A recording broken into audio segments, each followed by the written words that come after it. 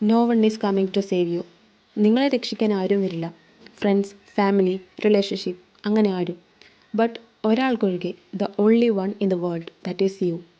This is a topic that we are going to discuss today. So hello friends, it's me your friend and welcome back to another great video. നിങ്ങളെ രക്ഷിക്കാൻ നിങ്ങൾക്ക് മാത്രമേ പറ്റൂ എന്ന് പറഞ്ഞു അല്ലേ? But എന്തുകൊണ്ടാണ് ചില നിമിഷങ്ങളിൽ നിങ്ങൾക്കത് പറ്റാത്തത്? The reasons. അതിലാദ്യം കംഫർട്ട് സോൺ. നിങ്ങൾക്ക് നേരത്തെ എണീക്കണം എന്നുണ്ടാവും, ഫോൺ യൂസേജ് കുറയ്ക്കണമെന്നുണ്ടാവും.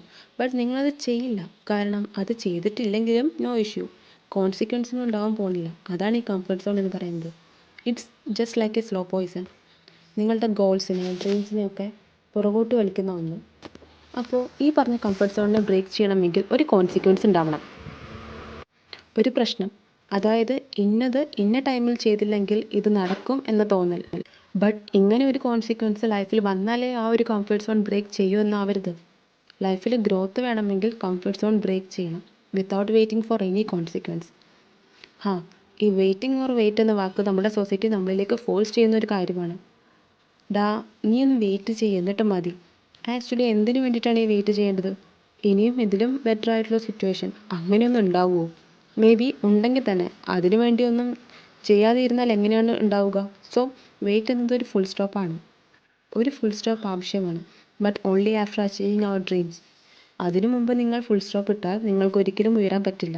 നിങ്ങൾ പിന്നെയും താഴേക്ക് തന്നെ പോകും. So if you want to achieve your goals, you don't wait for anything, just do your work. ഈ പറയുന്നവരെ നിങ്ങൾക്ക് വിശ്വസിക്കാം. നിങ്ങളുടെ റിസൾട്ടിന് വേണ്ടി നിങ്ങൾക്ക് വെയിറ്റ് ചെയ്യാം. അതായത് വർക്ക് ചെയ്തുകൊണ്ട് വെയിറ്റ് ചെയ്യാം. ഇനി നമുക്ക് ആദ്യം പറഞ്ഞ ആ ഒരു കാര്യമില്ലേ, നിങ്ങളെ രക്ഷിക്കാൻ നിങ്ങളെ മാത്രമേ പറ്റുള്ളൂ എന്നുള്ളത്, അതൊന്ന് റീചെക്ക് ചെയ്ത് നോക്കാം. ചില ആൾക്കാരുണ്ട്, എന്നെ എൻ്റെ പാരൻസ് രക്ഷിക്കും, ഇല്ലെങ്കിൽ എനിക്ക് അവരുണ്ടല്ലോ, അല്ലെങ്കിൽ അത് മതി, ഇല്ലെങ്കിൽ എന്നെ എൻ്റെ ഫ്രണ്ട്സ് ഓർ റിലേറ്റീവ്സ് എല്ലാവരും എന്നെ ഹെൽപ്പ് ചെയ്യാൻ ഉണ്ട്. ബട്ട് സത്യത്തിൽ എന്താണിത്? ഒരു തരത്തിൽ എക്സ്പെക്റ്റേഷൻ, അതായത് പ്രതീക്ഷയാണിത്. അതൊരു ബിഗ് മിസ്റ്റേക്കാണ്. അതിന് നിൽക്കരുത്. നിങ്ങൾ കഴിവതും ഡിപ്പെൻഡ് ചെയ്യാതെ ഇൻഡിപെൻഡൻ്റ് ആയിട്ട് തന്നെ നിൽക്കുക.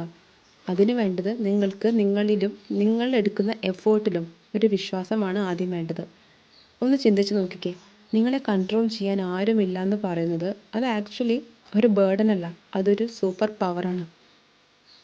നമ്മളെ കൺട്രോൾ ചെയ്യാൻ ആരുമില്ലാത്തത് ലൈഫിൽ കിട്ടുന്ന ഏറ്റവും വലിയൊരു ഫ്രീഡം കൂടിയാണ്. എപ്പോൾ നിങ്ങൾക്ക് നിങ്ങളിൽ വിശ്വാസം ഉണ്ടെങ്കിൽ, നിങ്ങൾ ശരിയാണെന്ന് നിങ്ങൾക്ക് വിശ്വാസം ഉണ്ടെങ്കിൽ പിന്നെ അത് മതി. അത് തന്നെ ഏറ്റവും വലിയൊരു ഫ്രീഡമാണ് എന്നാണ് ഞാൻ പറയുന്നത്. അപ്പോൾ ഒരു പർട്ടിക്കുലർ പേഴ്സണെ ഡിപ്പെൻഡ് ചെയ്യാതെ you can go with your life and don't bothered about any other secondary things. നിങ്ങളുടെ ലൈഫിലെ responsibility is completely in your hands. Now let's talk about the solutions.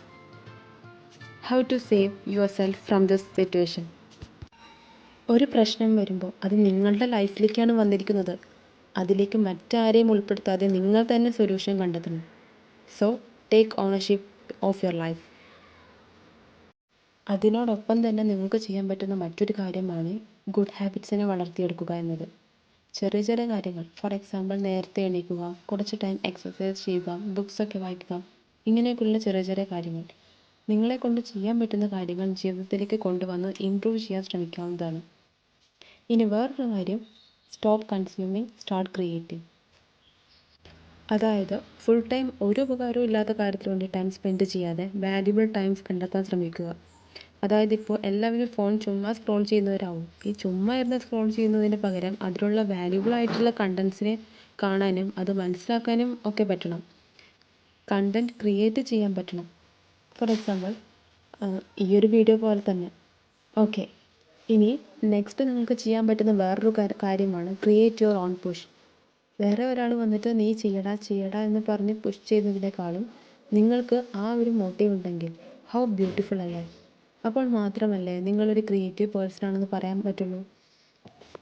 ഇനി ഇതെല്ലാം ഉണ്ടെങ്കിലും നിങ്ങൾക്കൊരു വിഷൻ ഇല്ലെങ്കിൽ എന്താ കാര്യം?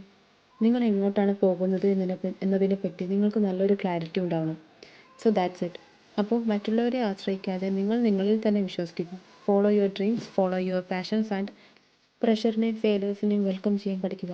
So that's it. ഈ വീഡിയോ എല്ലാവർക്കും യൂസ്ഫുൾ ആയെന്ന് വിചാരിക്കുക. Thank you for watching and have a nice day.